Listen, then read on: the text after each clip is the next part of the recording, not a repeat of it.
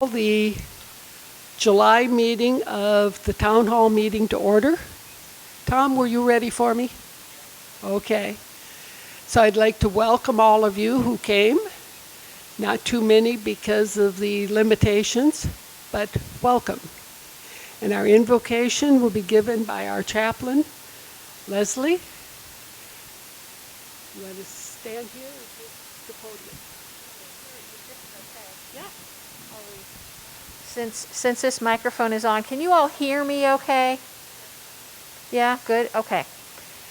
So, as Kathy said, I'll start with an invocation to bring us all together this afternoon, and then I have a list of names of all of those beautiful souls that have gone on to heaven since the beginning of this year.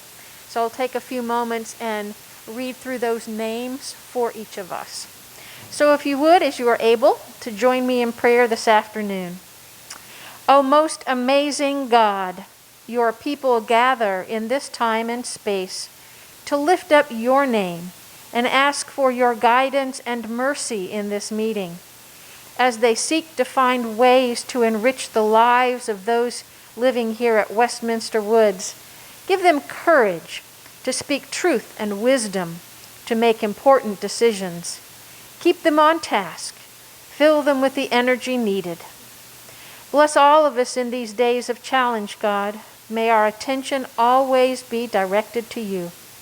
We pray in the name of the one who indeed has many names. Amen.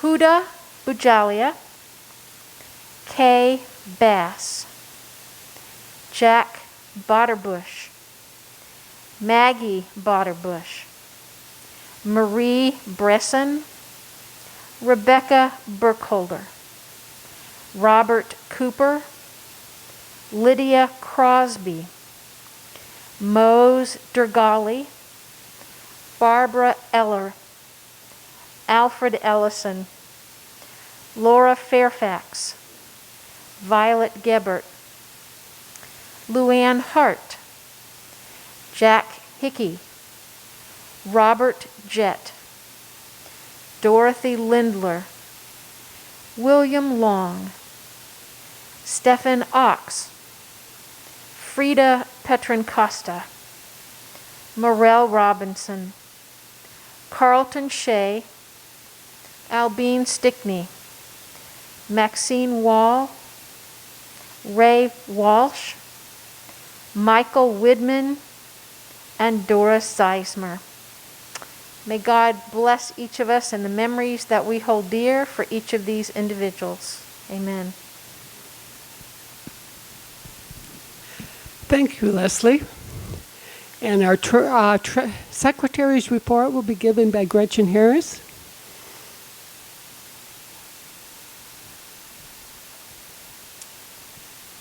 The scheduled in-person April 22nd town hall meeting was canceled due to the COVID-19 panic restrictions on the number of people that could gather.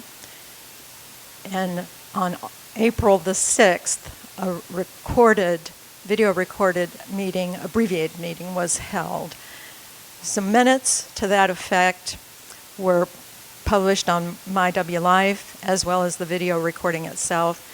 And all of those were also posted on all the bulletin boards that we have around campus.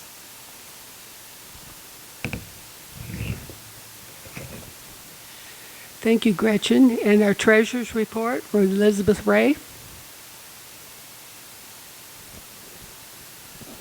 Thank you. Can you all hear me with the mask still on? Will that work for you? Okay. As you can imagine, it's been a very, very slow quarter for the Treasury. However, the boutique has almost $500 in income because of a pop-up sale in Southwoods that was successful. They had a few trickle-ins from people who still had outstanding donations from before we shut down that somehow found their way over to Elaine, so that got put in the bank. The biggest activity has been our employee scholarship fund. They have been very busy. They have issued 6 scholarships so far, just in this first quarter, for almost $10,000 total. no, actually 14,750. 10,000 has been already reimbursed by the foundation down in Orlando. We made the annual benevolent fund contribution on behalf of Westminster as a result of last year's donations to the boutique. Oh, we really wish they could open and y'all could give some more money. That would be so wonderful. Someday, we have something to look forward to. Bingo has started back up, but so far is pretty slow as far as income.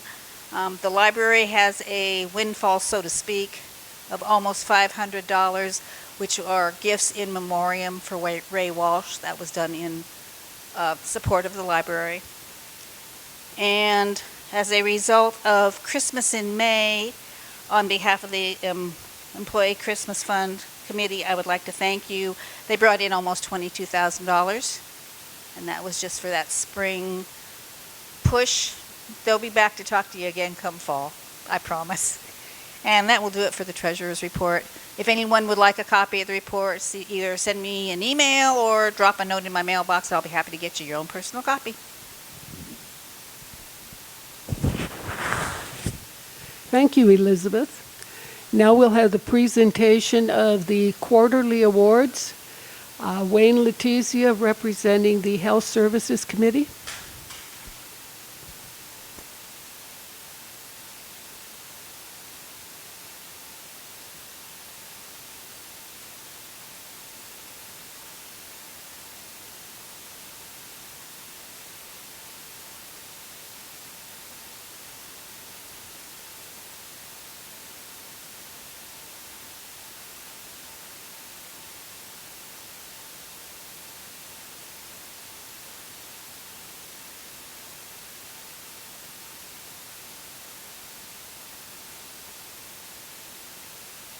Does that work better that way? The second quarter of each year, we award these quarterly awards to our nurses. As you know, we are a 5-star Medicare-rated facility because of the hard work of mainly of our nurses and our CNAs. And we thought it most appropriate at this time of COVID, when we are battling so hard to keep our facility free of this dreaded disease and have done such a remarkable job so far, that the directors of the health center and of assisted living should be honored. So I am very pleased to honor the following. We have Cynthia Renshi, Kimberly Pagana, Tegan Prosser, Cora Kroll, and Elaine Simpson. Cynthia Renshi lives on Riverside in a 108-year-old building. We never know how she will appear, either in scrubs or dressed to do a belly dance, but that's okay. Or maybe the two are not mutually exclusive. Maybe she can do a belly dance in scrubs. But one thing I did not know about Cynthia is that she's a landed baroness. And so Cynthia is the nurse in the health center, and we give our award to Cynthia Renshi this quarter. Thank you, Cynthia. I wish I could give you all hugs. Just like a hip. Kimberly Pagana, RN, BSN, is our director of nursing at the health center and is very important keeping that facility going, and is in charge of the whatever goes on up there. It's due to the good work of Kimberly. So I'm very happy to present this award to Kimberly again. Thank you. May I just say something real Yeah. quick? Okay. I'd also like to accept Tegan Prosser, my Assistant Director of Nursing, her award. She's obviously taking care of our residents. And I do appreciate the acknowledgement and the nomination, but we accept this award for all of the nurses and the CNAs that are tirelessly working to give quality care and protect our residents. So thank you very much.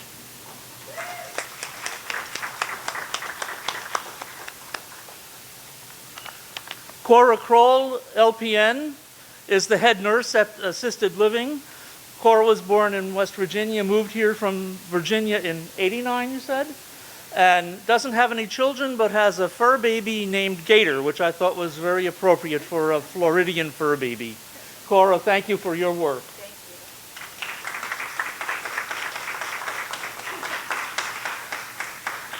And our last awardee today is Elaine Simpson. And Elaine has been with us for a little over a year, for about a year and a half now. And she oversees she is coordinator of the assisted living facility.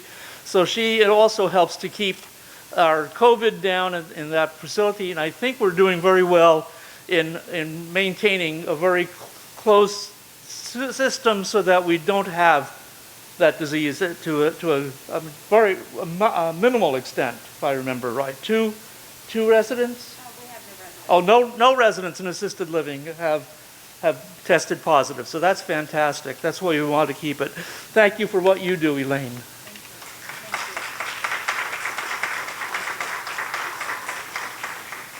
And Madam Chairman, that ends my report. Thank you. Thank you. And Dave Dingfield will give the award for maintenance, housekeeping, security.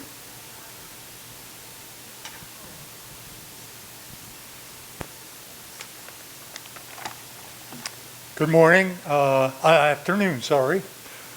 These glasses fog up. I'm not quite acclimated yet to having to wear the mask and glasses at the same time. So on behalf of the Maintenance, Housekeeping, and Security Committee, Kay Corcoran is not able to come today. First off, I'd like you to meet our very youngest full-time employee on campus in our housekeeping department, Camille Hewitt. She's one of a triplet sisters that she has. One's in the medical field, another one is an elementary school teacher. So she has grown up here in Jacksonville and came to work here with us last year. She really enjoys working in our campus laundry. She really has some excellent and exemplary work habits, and we appreciate the dedication that she has and the commitment to WWJC. So, Camille,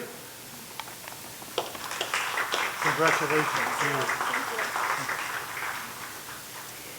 Next, we have even someone younger, not quite the youngest in our maintenance department, but we have Wendell Albers, who has been here for 4 years or so. He came in 2016, and most of you have probably seen him, particularly if you've had technology problems with your cable or resetting or just plugging in your TV sometimes.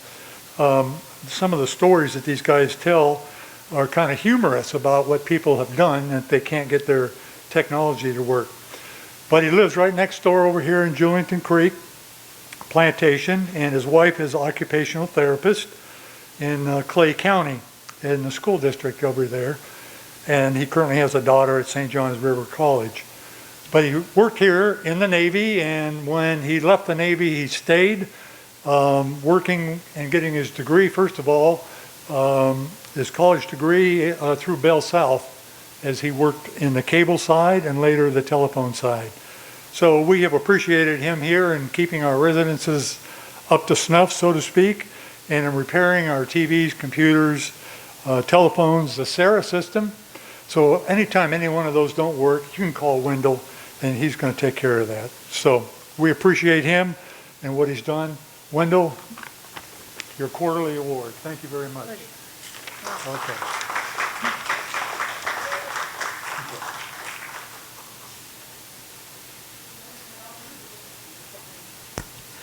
Bill Talley will give the award for the Residence Lifestyle Committee.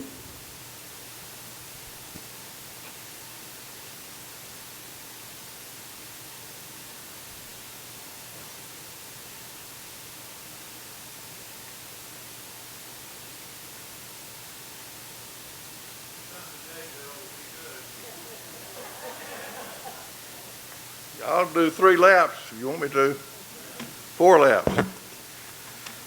Our awardee today is Esther Vasquez, or Miranda Vasquez. She queried me on whether I could pronounce her name right, and I proceeded to screw it up when I stood up here. It's Esther Miranda Vasquez. She's originally from Colombia, been in this country 40 years, became a citizen in '87. She's married and has 3 children, Daniel, Matthew, and Anna. She's been at Westminster Woods for almost 18 years. She's one of our longer service employees. She speaks 3 languages. She speaks English, Spanish, and probably Italian, right? So she's traveled, lived in 5 countries until she came to Florida where her mother resides. She loves her jobs here at Westminster and truly thinks it's her calling. And most anybody that works here is working here because they think it's their calling, and we really appreciate it all across the board, not just in her case. The Resident Services Committee represents, our group represents a disparate group, including the assisted living folks and people in the health center, people in administration, as well as the drivers and folks that work for Laura. At the present time, she's an activities coordinator in the assisted living department, likes to read and dance, and continues to practice her languages on a daily basis. She says her residents are her passion, and she treats them like she would if her mom lived here. We really appreciate it, Esther, and here's your award for this quarter.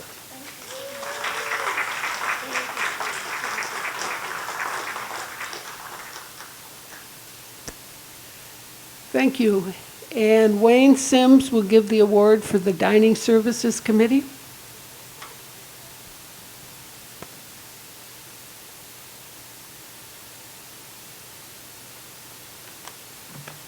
You notice I didn't want Mr. Bailey commenting on my approach to the podium, so I hurriedly stepped down here. On behalf of the Dining Services Committee, greetings to you. Make a few comments very quickly about dining services. As you know, it's crucial to all of us, regardless of whether you do it in the home, in your apartment, or in the dining room. And these have been hard days, not only for residents, but especially for the people who supply the food that makes the world turn round. They have done a superb job in my mind. The committee has met a couple of times, and we've been appreciative of the things we see going on by food services. Stop to consider for just a moment that here's a group that has had to change their total approach to what they do on campus as opposed to some of the other activities. So they had to split up and do total home for a while, came back, and then they split with dining in the hall and dining at home. They have to deliver. It's been a superb effort, to the point that many times you see Dining Director David, Assistant Director Kathy, Chef Bill out in a cart themselves delivering food to us. And it's something that is critical for us to appreciate, and we do appreciate the efforts of the Food Service Committee, of the Food Service Department. And the transfer into a la carte dining at the table service in the dining room has been interesting, but it's been improving daily to the point that now it's almost reminiscent of going into a nice restaurant. And we even hope to have some little music piped in real soon to add to the ambiance of the meetings when you have dinner. So to everyone involved in dining services, we're most appreciative. And so it is that I'm delighted on behalf of the committee to present the quarterly awards to Dorothea Brown. For one, Dorothea has been with us for about 2 years now. She's won the entire dining services group with her warmth and her ability to jump around and do different jobs. She shares her talents in many different areas. You might see her serving at the table, and then all of a sudden she's serving over in health services or in the assisted living. She's just all over the place, and she's been a delight to work with. She's been a great team player, and I guess Director Dave said it best when he said, we consider it a blessing to work with her. And that's about as high a compliment as you can get. And so it is with a great deal of pleasure that Dorothy, as she's known charmingly by her fellow workers, the certificate, the pin, and most importantly, Dorothy, the check. as one of our employees of the quarter. Thank you. Thank you.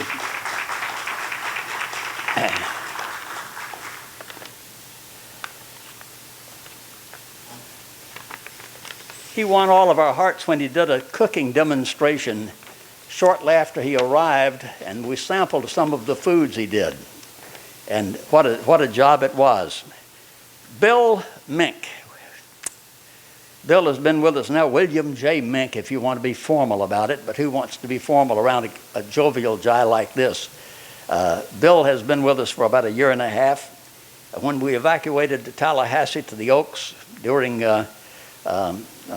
Hurricane Irma, he was there with us the entire time.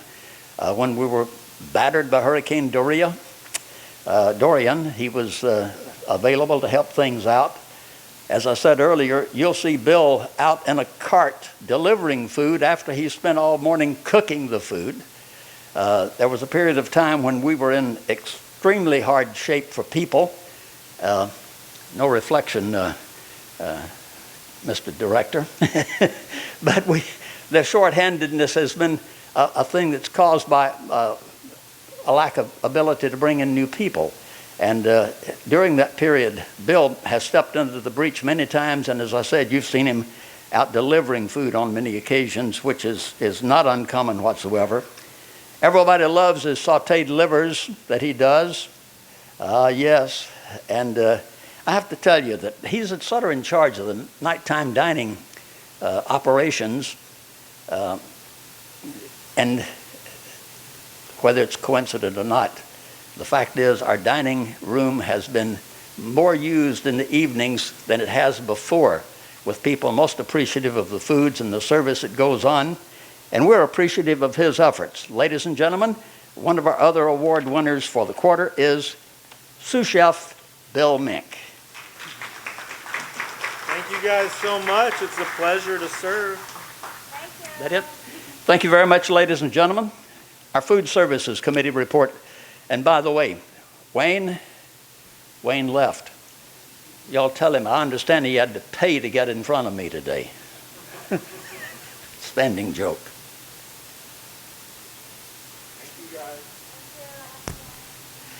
And next is Pam Benford, Volunteer Director, with the quarterly award.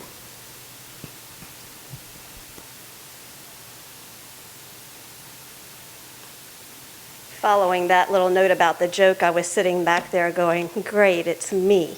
I get to go after the most eloquent speaker we have on the campus. So I don't know who I have to pay, who's going to help me raise those funds to do that, but I'd appreciate any and all help with that. It is one of my favorite things to do, to get up in front of however many people we can have at a time to celebrate the service that's done here on this campus.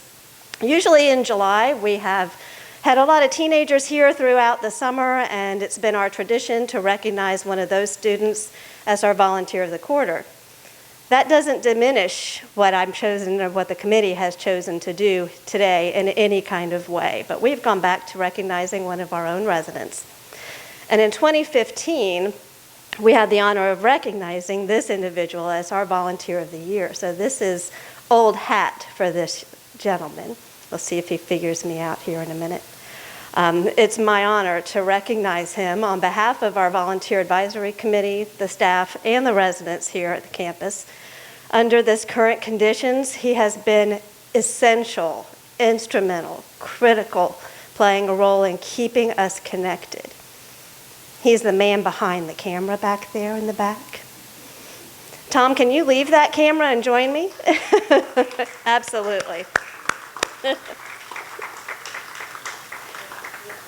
As he skips on up here, we'll edit that part out of the video, Tom. Tom has been recording, I know, sorry. No, sorry, but not sorry.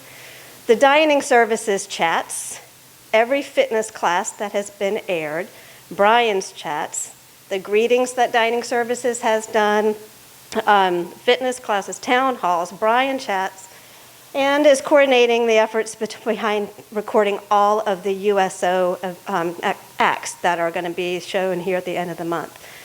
Many of these events are shown in all levels of care. So it's not just for our wonderful independent residents, but for the health center residents who are not having their fitness classes, the assisted living residents, they are really loving those classes. And Esther talks about how fun it is to walk down the hallway and you see people in their rooms that are just going along with that. And I don't know how much you hear that. So if it wasn't for Tom, that would not be happening, not at least not at the rate at which we've been able to do that. So really what you all see when you see Tom working is the 45 minutes, hour or so that it may take to record something. And I couldn't get Mary on the phone, but I know there are hours and hours of time and efforts in that post-editing, post-production that he's doing it sometimes at the very wee hours of the morning. So thank you to you and thank you to Mary for that. It really is a labor of love. I know that from the years that we've been together. I am personally grateful for your attention to detail and and some people say, oh, he's type A, he's type A. Well, absolutely he is, and it takes that kind of person to make sure that these things are done and done with the utmost professionalism. So we are grateful for your skills, and grateful for your heart, and grateful for your service. Thank you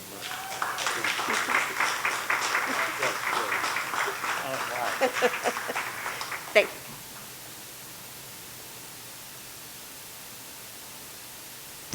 Thank you, Pam, and thank you, Tom. And now, the Executive Director's report. Thank you, Madam President. I appreciate Tom editing those little blunders that we do every once in a while. But thank you, Madam President, council members, residents, and also committee members. And thank you for recognizing the employees of different departments who exemplify the standards of service that we have here at Westminster Woods on Julington Creek.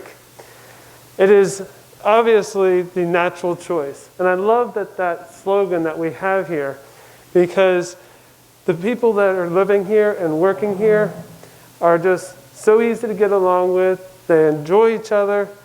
I just am impressed by everybody that is living and working here and how everybody is vested in what's going on in our community. I am honored to be your executive director, and I am grateful to tell you that the state of our community is strong, even during this pandemic that we're experiencing right now. So I wanted to start off with sharing a little bit about myself. I hope that I have made my way around campus to see everybody by this point. And I look forward to getting to know everybody more. But it's obvious that we all are longing for the camaraderie that is apparent as a part of the culture here at Westminster Woods on Julington Creek. We have a beautiful campus. I get around, and I've taken a number of pictures myself on campus, and this is one of my favorite ones that I've taken. And knowing that the water wheel is such an icon of our community, it's just beautiful to look out over the creek, from right over our bridge. I hope that everybody had a great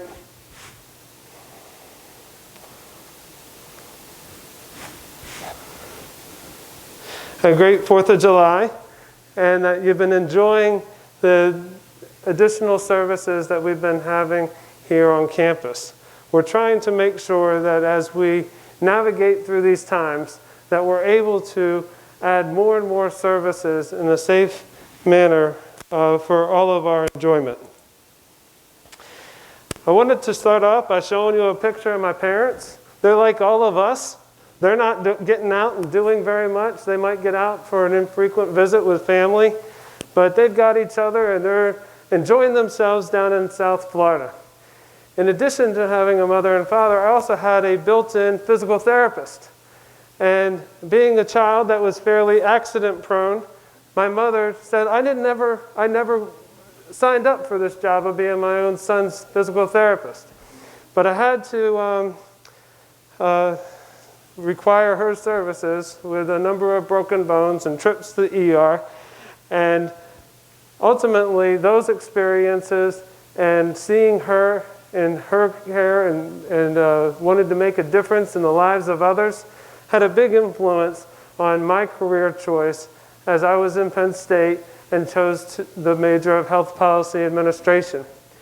When I was in my internship, I chose to do it at the skilled nursing facility in North Miami that she worked at. And I worked with her boss, and I found the experience so fulfilling that I went back up to school and changed all my courses around for long-term care for my last semester of school. My other picture that I have here is a picture of my girlfriend Sheila, as well as my sons Carter and Garrett. Carter is the one that's behind me, and Garrett is the one to his left. And they are 14 months apart. They were born in West Palm Beach, Florida, and we ended up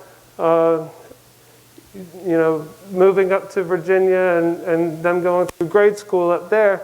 But now that they're out of high school and going to college and choosing other decisions at this point, they're deciding to come down to Florida. So Carter goes to Florida Atlantic University, and this is his second year down at Boca Raton. And then Garrett was planning on coming down to go to Miami-Dade College, but it sounds as if he is adjusting his plans to maybe join the Naval Reserves before going back to school with all that's been going on lately. Either choice is fine with me. I just want to support them in what they want to do.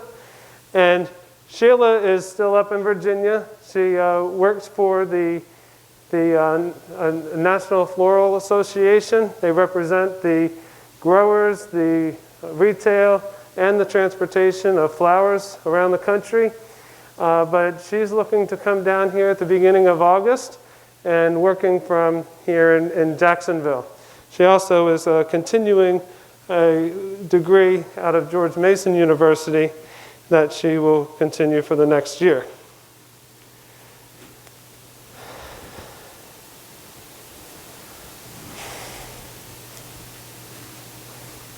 Is this supposed to be in the... No.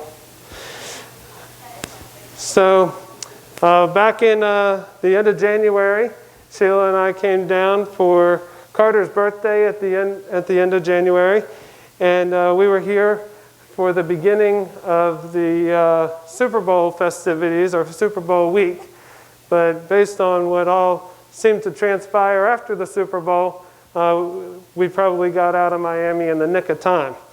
And then our newest addition to the family is a German Shepherd Labrador mix named Echo that is up in Virginia right now as well. So looking forward to seeing him grow, but he's obviously loving the food and getting bigger every time that I see him on video chats. So in reviewing the previous quarterly town hall meetings, I wanted to follow up on a few things that have been talked about in the past. And 2 years ago, Amanda and the leadership team started a green initiative. And there was a full audit that was done, and all the departments had committed to ways in which they're going to help our practices become more green. They've worked closely with the environmental committee here on campus, and one of the things that Amanda was getting ready to report was the results of this 2-year audit and commitment. And there are a number of substantial commitments that are taking place on campus, and I can't name them all, but some of the more obvious ones I've listed here on the screen. And one of the things is having the recycling bins in the residences and the offices. We have LED street lights. We're transitioning from incandescent bulbs to LED bulbs. Both the LED street lights and the bulbs inside our homes and the buildings that we have on campus give off much less heat and are pulling much less wattage. So that's making a big difference to what we're doing here. We have the reusable containers that we're utilizing for meal delivery services. And I guess previously were utilized for pickup services as well. But I think that the reusable containers were something that were purchased this year, right? In 2020. So it was just in time for all of this that's going on with the coronavirus. There's a lot more uploads to MyWLife. I've heard around the organization that our residents and our community here was more committed to MyWLife and what's going on virtually than any other community. And then we've only increased that with the dependence that we've had to have with it during the pandemic. We have a water cooling system that is much more efficient than a HVAC system. And that chiller that we have that powers almost all of the community functions both the heat and the cooling, and it's carried through the water. The coils heat up or cool down, or cooled down by the water. And then we also have been making a commitment to buying Energy Star appliances as we turn over the residences from one family to another. And I believe that we're about 80% Energy Star appliances throughout the campus. So one of the things that the Environmental Committee wanted to do was to recognize the department that has made the biggest commitment to the Going Green initiative. And that department is dining services. And it couldn't have been at a better time. Like I said, with all that's been going on, we have had to go back into a little bit of disposables and styrofoam since the pandemic, but it would have been much worse if we had not done all that we did to prepare ourselves to have these reusable containers that are utilized for those that are not eating in the dining room. And they're going to be able to help us out in other ways as we get back to more normalcy. The infrastructure project is something else that y'all have been dealing with for a number of years. And I can feel your pain in regards to it. And it sounds as if there's been complications and delays that have taken place. But I am proud to say that for this phase of the infrastructure project, we're coming to the end of it here very shortly. The electrical boxes that were sitting on top of the land for many months have now been buried. The conduit is being laid right now and will be finished up this week, which is going to enable us to put down sod all along the front of the garden apartments next week. The lift station between Bamboo and Camellia will be installed during the month of August. There was a delay that took place where we were able to reassess the situation and to talk with other experts to figure out what is the best way for us to approach this project. The lift station is the deepest excavation that we're having to do, and we had run into soil issues with even the previous projects. After that is done, then we will have the county inspections, and then we will tie the garden apartment sewer lines into the new sewer line so that we can then be utilizing this new lift station. With the redevelopment, we're primarily focused on the assisted living memory care that will be built over off of Orange Road. And that area is 2 16-apartment units, or we could sometimes call it small houses, because they're very much living spaces. The two areas are separated by those living spaces, the dining areas, the living spaces, and it's a total of 32 private apartments that will be for memory care residents. We are currently in the county permitting phase, And we're proud to say that the county is not requiring us to make any adjustments in the zoning of that land, and that they're being supportive of the project as we are presenting it to them. We've put out requests for proposals to different contractors, and then the groundbreaking of this is expected to happen during this fiscal year. There's a few odds and ends that I wanted to bring up that relate to some of what we've been talking about. And if you all probably remember, at the end of June, we had that windstorm that came through here and knocked out power to 5,000 people in the Julington Creek area, and we were no exception. A good portion of our community was without power for more than a day, and one of the casualties that we had with this storm was the gate over by Creekside. And we would never have expected that it would have taken this long to get that gate repaired. We've actually had the serviceman out on a couple of occasions, but we didn't realize that it needed 2 circuit boards and different things, and then getting it here under the current climate that we have right now has really just delayed this project to a point that it is raising concern for all of you as well as Rod and myself. The good news is that it's supposed to be fixed tomorrow. Now, we've said this a number of times, and I feel like I could be putting my foot in my mouth, but I'm going to go out on a limb and say that that gate's going to be working functionally tomorrow. Now, some people have said, well, why is it being left open? And we don't have the confidence in the safety mechanisms of that gate that it wouldn't close on somebody just on its own. And so we've had to err on the side of caution and leave it open.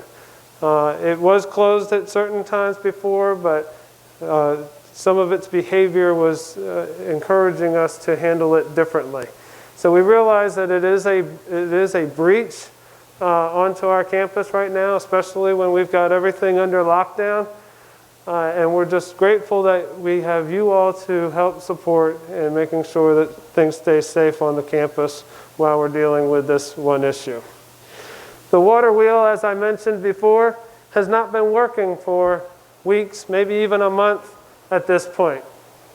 And I promise you that the maintenance team is working on it in the midst of the other priorities that are taking place at the time.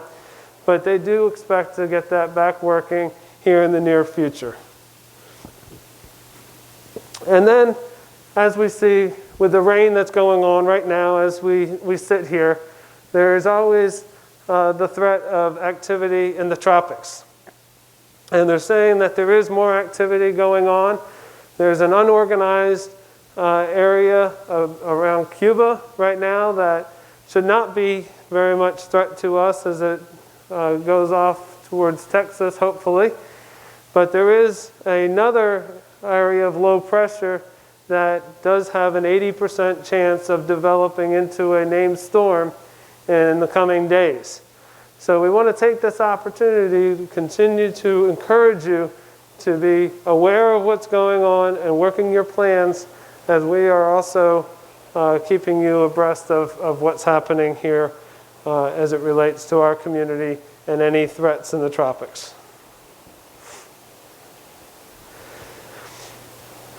As we've finished up the first quarter of our fiscal year, we are starting to mobilize and plan for our capital projects for next fiscal year.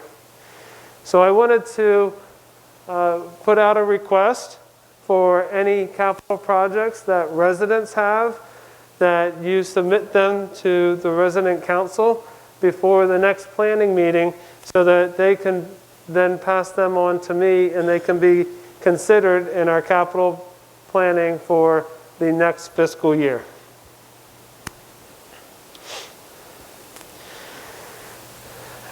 I just mentioned that our fiscal year, we just finished the first quarter of this fiscal year, which means that the last fiscal year ended in March of 2020. And with this being the first town hall after that, I felt that it would be appropriate to give you all an indication of how our community did from a financial standpoint. And we were able to have a favorable net operating income of 4% last year. And this year, in the first quarter, we are experiencing a little bit of an increase at 7% from what we did last year. Now, a whole year is 12 months. A lot can happen in 12 months.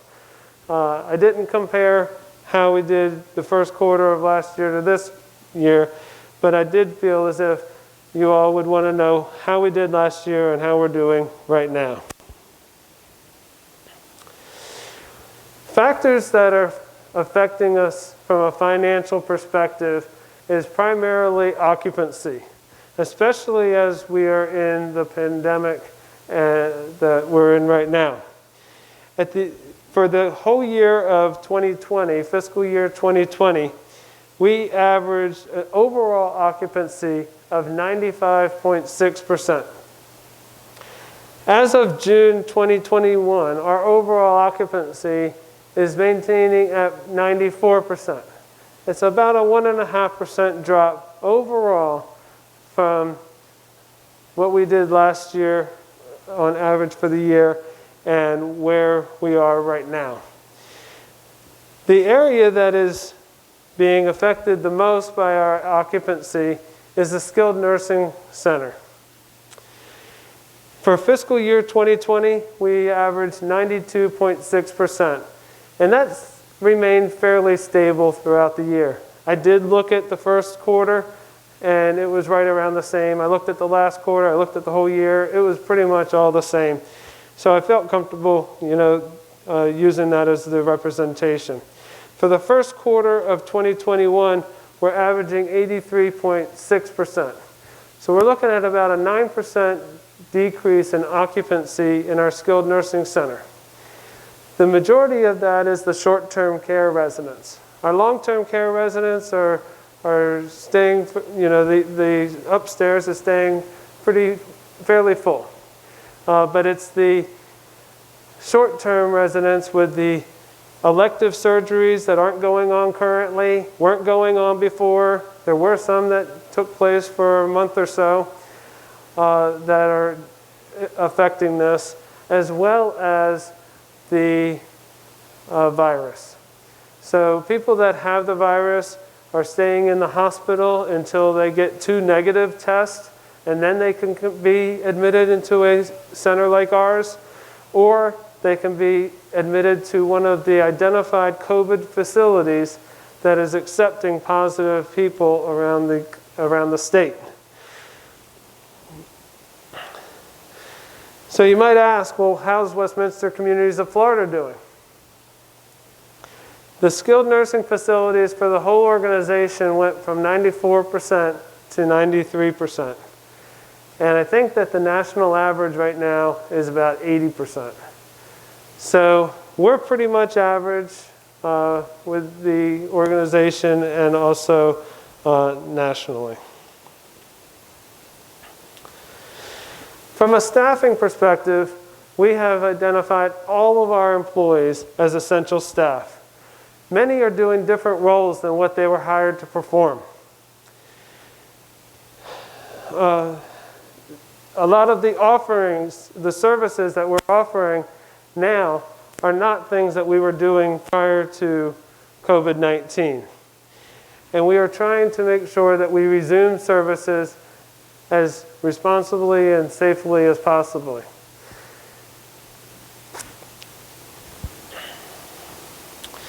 Some of the services that we have already resumed, we started off with the hair salon, group fitness and water aerobics, the dining room, free meal deliveries, which was one of the services we probably weren't doing as much before, art, bingo, and movies for groups that are of 25 or less are all taking place. We're seeing people going out on our beautiful creek and enjoying the boat that we have. We've now started back up med van trips, And those trips are becoming in more demand. And then there's a lot of other resident-driven or independent activities that have been going on. We're very fortunate to be on a campus such as ours, as beautiful as it is, that we can get out, we can walk around, we can be in the sunlight, we can interact with one another. And a lot of other campuses probably don't offer that same liberty to the people that are living in those communities. So, very proud of how things are going from that perspective. I'm proud to be able to say there's been a number of people that have requested that the fitness gym be opened. Jerry Joe, right off the bat, knew that we were going to need to position our equipment 6 feet apart so that we could have social distancing. And she made our fitness gym or fitness center ready for whenever we were going to be able to open it up. She also was instrumental in helping to establish the protocol that is going to be utilized across the organization for the use of the fitness gym. So more information is going to be coming out on this, but our community and Westminster Oaks were identified as the 2 communities to be the pilots for the opening of the fitness center. So starting next week, there will be opportunities for people to reserve half-hour time slots to work out in the fitness center with a mask on and social distancing and wiping down equipment in the process before and after utilizing the equipment. So we hope that that is going to be a welcome change to those that are interested in that. We've also had people asking about Vespers. And we've decided that with the current restrictions of no more than 25 people, that we would be able to start Vespers on August the 2nd. So 2 Sundays from now, we will have Vespers in the auditorium here.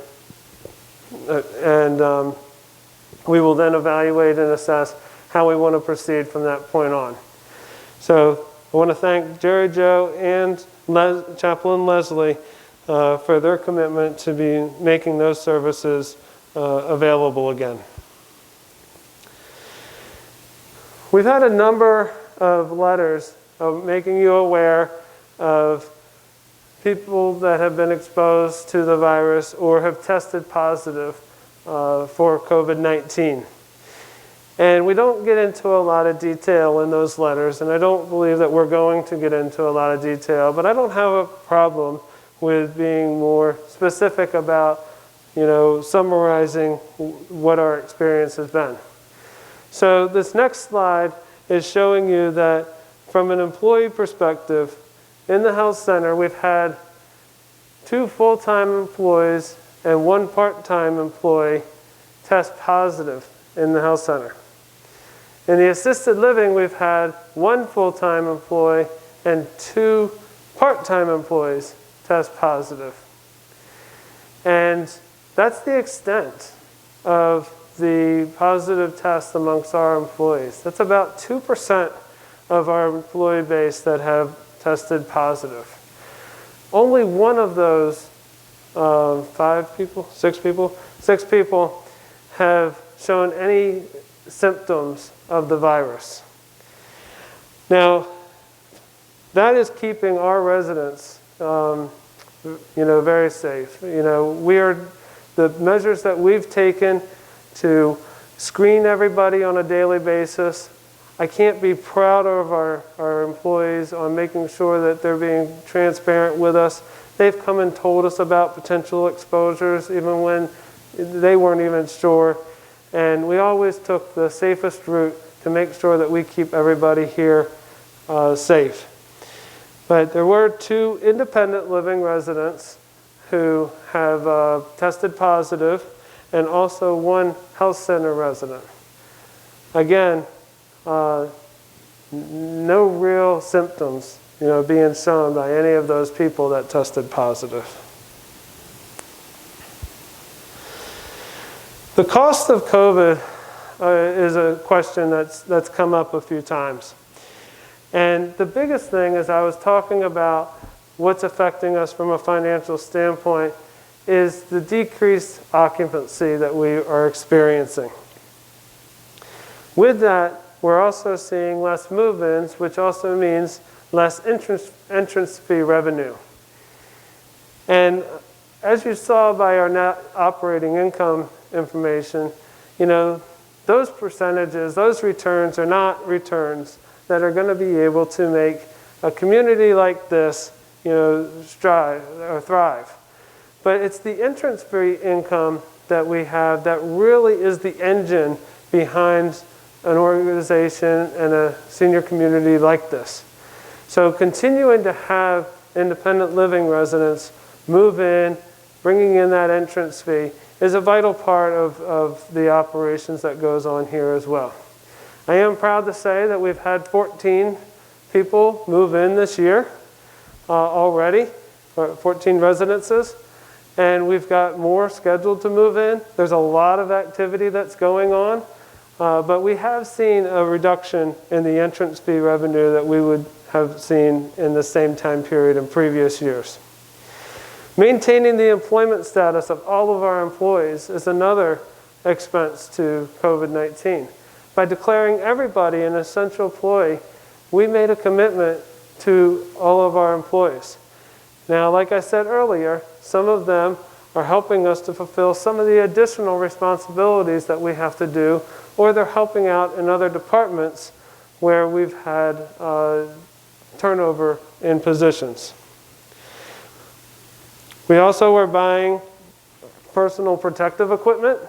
We are getting some from the emergency management in St. Johns County, but with the position that everybody was in at the beginning of this pandemic, we are continuing to purchase PPE on our own as well. We also established the testing facilities and the supplies that go along with the monitoring of our employees and those that are coming onto our campus. We do have some increased use of disposable and also paper, as I talked about before, and then the additional responsibilities to monitor and prevent the spread of this virus. And I want to take the moment here to thank Marilyn and Kim and Tegan and Cora and Dally and Katie, all the people, and I'm not even getting everybody, but those are the primary people that are really making sure that those testings go smoothly. The first testing that we had was done by the Department of Health. They brought 16 people here from around the state to test our 316 employees and contractors that were tested that day. Since then, the state has been providing us with the tests for us to do on our staff, and our staff are then adjusting to be able to do that, and it's definitely additional responsibilities that are going on. But it's been going very smoothly, and where we've been taking a couple days to do it the last 2 times, we will be trying to do it all in one day next Tuesday. And we're moving forward with this. We've got 2 more months of testings every 2 weeks.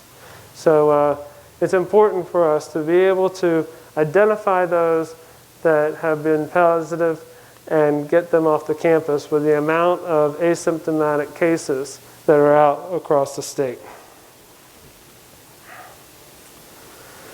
So our response to the virus has been to cautiously resume services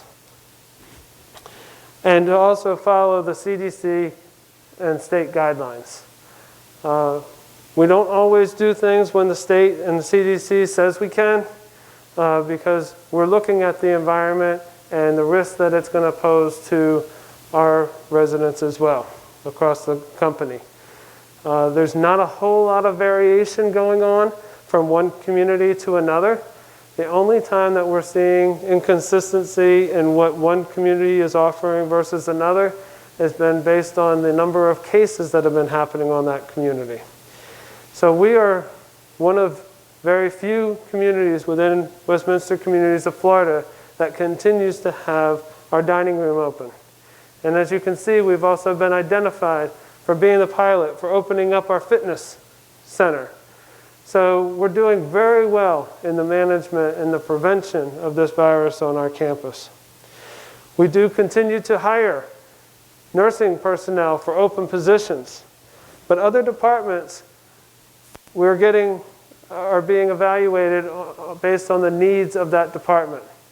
And it's something that we're working all together to determine, if we need to hire for that position or if we're able to meet the standards with the people that we have now. With that, I also want to share with you that Katie Lay is going to be our new development director, and she starts on Monday. The foundation ambassadors had the opportunity to get introduced to her over a Zoom call on the 16th of this month. And so she'll be here on Monday, and we're looking forward to introducing her to all of you. The emergency call system has been something I've been talking about in the last couple of chats. And I realize and I appreciate the expectation, the security that a service like that provides to people that live in communities like ours. It has been a practice in almost all communities, maybe not all, but a lot of communities, definitely the 3 that I've been in, to have that service. But as I've shared with the others before, it has also been the practice in the last few years for that service to be one that is not offered in the same way that it always has been in the past. The environment has been changing, and although we have somebody that is available to respond to emergency calls, and we are grateful for the opportunity to be able to offer that, we don't have someone that's sitting around waiting for the call bell to go off. So the health center nurses, would not be able to, they're no longer able to leave, their space. And definitely under the current situation with the virus, minimizing the foot traffic in and out of assisted living is the primary reason why that was discontinued at the beginning of this virus. I realized that was not communicated to the residents or the healthcare committee. And as soon as we realized that, we did have a conversation with the healthcare committee about this and tried to explain to them the reason for the change and the reason that it will not start back up the way that you all have known it before. But we do have security here 24 hours a day. And we do have a security person who's expected to respond to emergency calls. But just like a nurse in assisted living or a nurse in the health center, there's no guarantee that that person's not already wrapped up into something else that could delay their ability to respond as immediately as somebody else would expect them to. Fortunately, there is 911. They do sit around, but they also could be on an emergency and could take a little bit to get here as well. We are always going to do all that we can in the best interest of you to make sure that you are safe and healthy. And if we're aware of a situation where you need more assistance, then we're going to do what we need to do to make that happen. But I do feel comfortable with the security person or the maintenance person following up with the emergency calls. Rod and Katie and I are working to get the maintenance and security people all certified in CPR and first aid. And hopefully we're going to be able to do this with our fire department, who does respond to our emergency calls. They're the ones that know best the reasons that people are pulling the emergency calls. And they're going to be able to help equip us and train us to how we can be of best support to you and them as they're responding to the calls.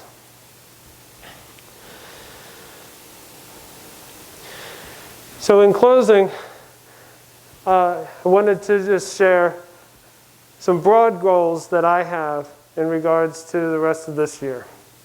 Obviously, the first one is to influence healthy and safe practices for our employees and our residents, and to keep this virus out of our community. I also am very committed to embracing the interest that helps to support the residents' interest, that helps to support the culture that is already here. All of us that are here working at Westminster Woods and Julington Creek are here to support you.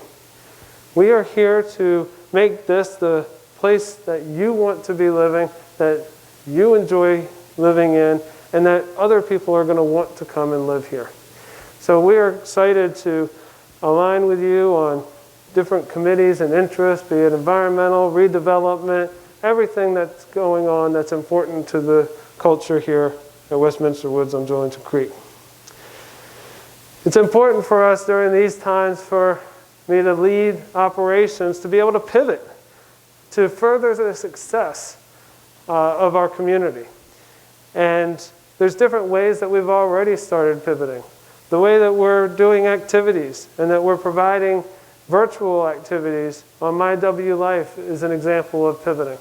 The way that we're selling independent living to people on the outside through virtual tours and virtual meetings. We're having one today for depositors where I'm going to be able to meet some of the depositors that we have and to give them an update on what's going on with our campus. Recruitment and retention is going to be key to our success as we go forward. And we've got to establish strong recruitment and retention practices as we go further. We all know that there's 10,000 people turning 65 years or older every day. A lot of those people are leaving jobs that are helping to care for other people. So not only are there more people needing or entering the environment of service, but they're also leaving positions where they were doing that work before. So there's a nationwide shortage, for nurses, and we need to make sure that we position ourselves as a great place to work. And you and I all know that it already is. It's just getting everybody else to realize that it's a great place to work. Then the last thing that I have here is in regards to the redevelopment. I realize that that is a strong initiative and one that is of interest to everybody in regards to what's going to be next for our community. So I want to become familiar, and I want to embrace and support strategic redevelopment as we continue down those roads. At this point, I'm happy to take questions that you all have.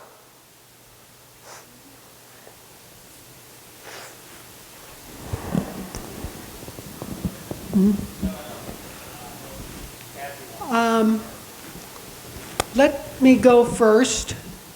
As you know, we needed to limit the number of people who could attend this meeting. And so we asked that those who had comments or questions to send them to me, and I'm going to say, I go first. So one question that came in was, are we going to test the independent living people? I know the answer to that is no. No, we're not going to be testing the independent living people. We're just now getting enough tests to test the contractors that we're expected to be able to test. So we're increasing the number of people that we're testing next week, but it's based on the emergency order of the governor. The question that has come up at a couple of the chats that we've had is, can we publish where independent living residents can get tested. And that will be in the August chimes. It sounds like there's a lot of myths out there in regards to if you can get tested in Duval County, or if you have to get tested in St. Johns County, or do you have to go only to Flagler Hospital. From what I understand, Flagler Hospital was the place that you could go to get a free test. I believe that they're still doing them down there for people in St. Johns County. But when it comes to the urgent cares or the other testing sites around, it's not county specific, and it's most likely going to have a charge or an insurance claim associated with it. Thank you. That answered my next question as well. There's been an issue with the tram service, with the limited number of people allowed on the tram, and apparently fewer tram runs. There seems to be a lack of ability to get the trams. Can you comment on that? Sure. I would like to get more information in regards to when people say that they're having difficulty getting trams. Is there a certain time of the day where they're having trouble with that? And if so, how much longer are they waiting than they would have normally waited before? Now, I don't need that right now, but that would be helpful information to me as we give this further consideration. One thing that I did communicate to Pam and Laura is that we have been authorized to resume our volunteer tram driver practice.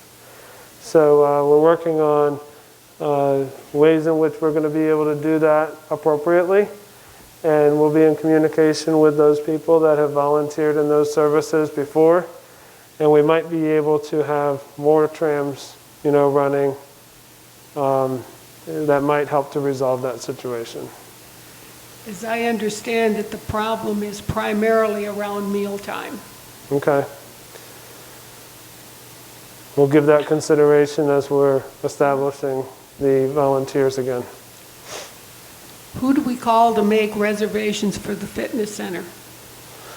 The information will be coming out in regards to how to do that, but I believe that you'll be calling Jerry, Joe, and Jennifer to make those reservations. Okay. Issue with the post office. A couple people have reported difficulty in, seems their mail got lost. Are you aware of any issues with the outgoing mail? Outgoing mail, no. There was a situation a month or so ago where some mail that was supposed to be received here was sitting over in the post office in the shopping center next door to us, and had been there for a number of weeks.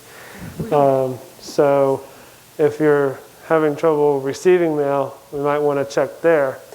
And from a personal perspective, I have not received something that I was expecting to receive, so I might be joining you and going over there to see if my mail's there as well. You don't want to go over there. You wait an hour to see first. Oh, do you? Yeah. I mailed a tax return 10 days ago. Return receipt requested. I still don't have that. So, yeah, that is an issue. We're not getting things we should get on time. Yeah, Elizabeth is saying that we don't want to go over to the post office because it takes an hour to see a clerk, and that she mailed her tax return 10 days ago and still has not received her receipt that it was delivered. So there's obviously some issues going on with the post office, but I don't have any more information on it. And there is also an issue with incoming mail. When it gets sorted is undetermined, and maybe not even the day it comes in, which is an issue for some of the people who are receiving medication. No, we're not. We're putting the mail out every day, even on Saturday. Okay. So, they don't always come at the same time. You know, they might come at 1:30 one day and 3:30 another day. We're generally delivering the mail on a daily basis at the same time. So it might be a difference in a couple hours based on when they drop it off. But we're not waiting until the next day to deliver it. As far as packages are going, we're getting those out as well. Even the managers on duty have been instrumental in helping to make sure that the packages are being delivered in the same day. If they arrive after 3:30, you know, we might not deliver them till the next day, but we try to ascertain if they're perishable or important to be able to get them to the people that day. Thank you.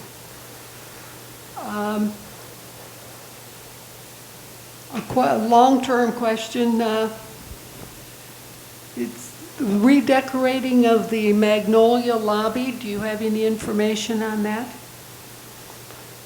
No, but Rod might be able to give an answer. Yes, the Magnolia lobby renovation. We do have an approved project request, but we are waiting for Christine Fuller at Management Services to provide us with the new drapes, paint colors, and additional items like that. Once those are provided to us, we're ready to go to start renovating the Magnolia lobby. Does that answer your question, ma'am? Yes. Since I don't live in Magnolia, I'm not really aware, but this was one of the questions that came to me. And the other question was, are we considering solar panels for Magnolia, North Point, and the new memory care unit? Not that I'm aware of. That came up at the last chat. We could consider it as part of a capital project, but as far as I know, right now it's not included in this year's capital project or in future redevelopment, but it could warrant some more consideration. Okay. That's the end of my list, things that were brought to my attention. Okay. So, Brian, and I was delighted to hear the comments regarding volunteer on the trams. I think that answered one of the questions I had. Is there going to be some freeing up of the philosophy of volunteers getting involved? Long-term question, if I could, sitting here thinking about it, is there any possibility of setting up a system which will tie the efforts of Tom into the 266 channel so that these meetings like this could actually be live? So Tom and Pam are working on something that would enable other people to be able to participate.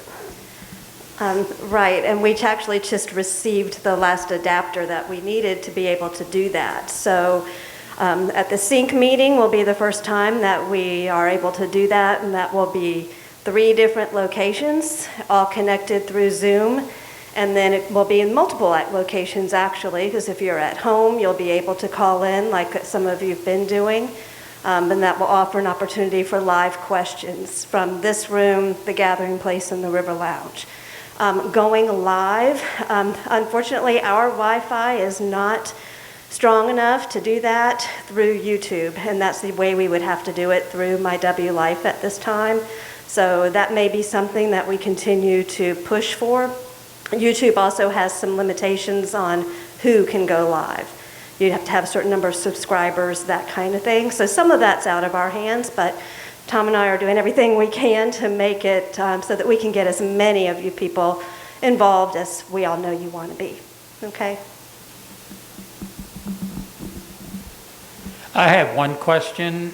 You cited some numbers on the close of last year's numbers. Have the audit reports come in to you yet? No, I was told that they're coming on the 29th of this month. Okay, thank you. Yes, sir. This is really a question for you. The chairs in the Magnolia lobby, what is and when is the disposition of those? Yes, the chairs in the Magnolia lobby, ma'am, I thought that was the Magnolia lobby furniture. It was not the furniture. That was meant furniture to go to the view. We are removing those chairs out of the Magnolia lobby as soon as we get all of the furniture out of the view, and I'm very sorry for the confusion and the interruption.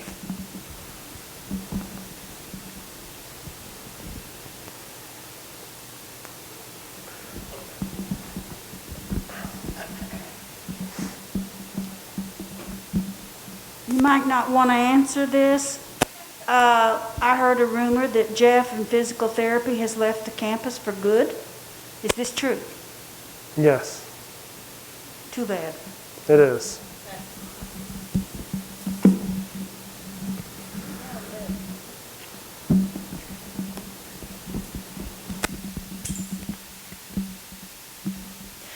Brian, it might help the residents to understand what happens when we have to take 3 staff members either out of the health center or assisted living because they've tested positive. Because of our regulations, the requirements that we have a certain number of nurses and CNAs in those facilities, and how they are replaced and at what cost. And it might help us to understand that that escalates our cost as well as how we get those people in time. Can you explain a little further? Sure. So occupancy is, I guess, a welcome double-edged sword, but only because staffing is so challenged right now. There's required minimum standards of staffing for both CNAs and for nurses, and or I guess it's primarily just the CNAs. We don't have a problem meeting the minimums with nurses, but a lot of times we have to utilize agency nurses or overtime in order to be able to meet these standards. So it definitely drives up the cost, and you know, someone might think, well, why push occupancy? Well, unfortunately, it's still more beneficial to have as high occupancy as possible and to pay those expenses than it is to reduce the occupancy. And then it also seems to be harder to get the occupancy back up once you fall below a certain level. So having these people out is the best thing to be doing for the safety of our residents, but it definitely is incurring more expense. In other communities within our organization where they unfortunately had more residents contract the virus, they had to stop admitting. And their occupancy may be at 50% now, and from a rumor that I heard. And so it does affect things, and it's a big strain on the staff. The staff are working tirelessly every day in the health center. Our staff are doing everything that they can to keep everybody safe. The people that are working in the health center are changing their clothes before they go to work and then when they finish work. So they come in one set of clothing, change into what they're going to be working in, change out to get back into the stuff that they came to work in. Just to be making sure that there's no opportunity for us to be knowingly transmitting any risk to our residents. So they're doing that. The people that are in the admission transition unit, formerly known as the rapid recovery, the first floor, they're not even leaving their space. If any of us need to go into that space, we have to leave after we leave that space, only because there's more risk with those that are being admitted from the outside into that unit than those of us that have been here, have been monitored, screened on a daily basis, and multiple times in many cases, because we're monitoring our residents' vital signs more than one time a day. So there's a lot of adjustments that have been taken in the health center to be able to keep everybody safe. And it's been unfortunate to have people out. And they seem to be out for extended periods because we've got to get a negative test, and the reporting of the test getting back to us is getting longer. The DOH told one of our employees that she was negative, but they weren't going to send her proof of the negative except through the mail. And we heard what's going on with the mail, so we're not able to bring her back to work just because we've got to wait on the mail when it could have been scanned to her so that she could provide it to us and she could come back to work. So each day that they're out, we're having to supplement that with somebody else with either overtime or somebody that is not an employee of ours that is helping us to meet the needs of our residents.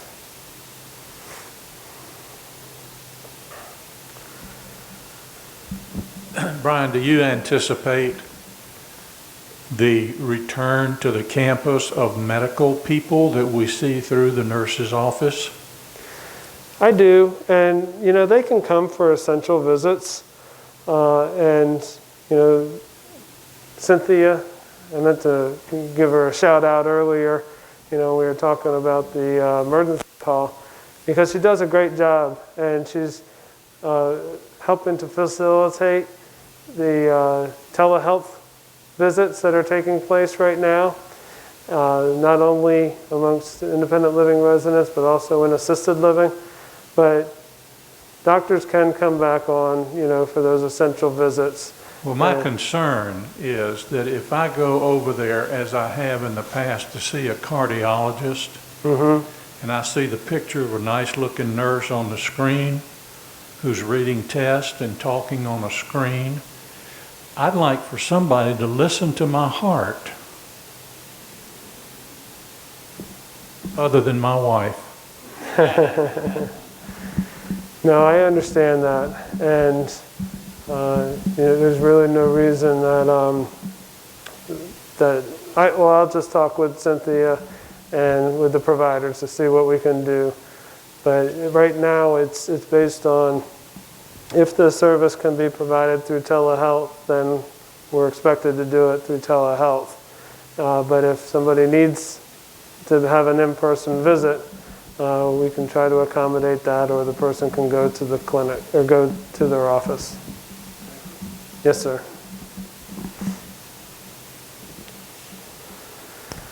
And I also just want to let you all know that myself, the leadership team, Westminster Communities of Florida, Gary Hennis, Sandra, we all understand how this is affecting all of us in regards to not being able to see our loved ones. And in independent living, there's some people that have the opportunity to leave and to go and visit, family and come back and hopefully, do that safely.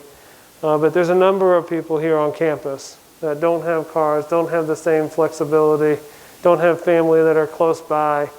And, we're at a point now, we've been doing this for over 130 days, many more. But that people want to come and they want to visit. And Gary has shared with us that, further consideration is being given to how we were going to resume visitations on campus. So that is forthcoming. It was something that we were working on before this second wave of the virus occurred. And we're trying to get that back up and alive so that everybody can have that interaction with those that they love. And those connections are important to us all. Any other comments?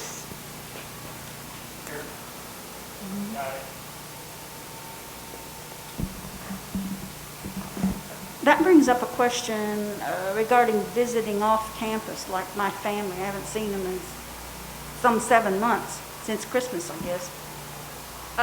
If we go there and stay overnight, is there any restrictions when we come back? No, ma'am. No, just normal temperature checks when we leave.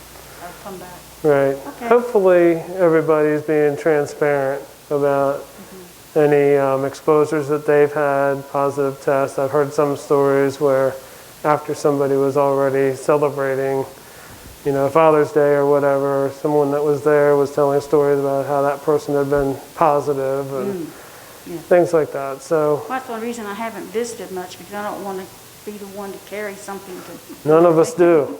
None of us do, believe me. Okay, thank you. Well, thank you, Brian, and thank you all for coming, and I will adjourn the meeting. Thank you.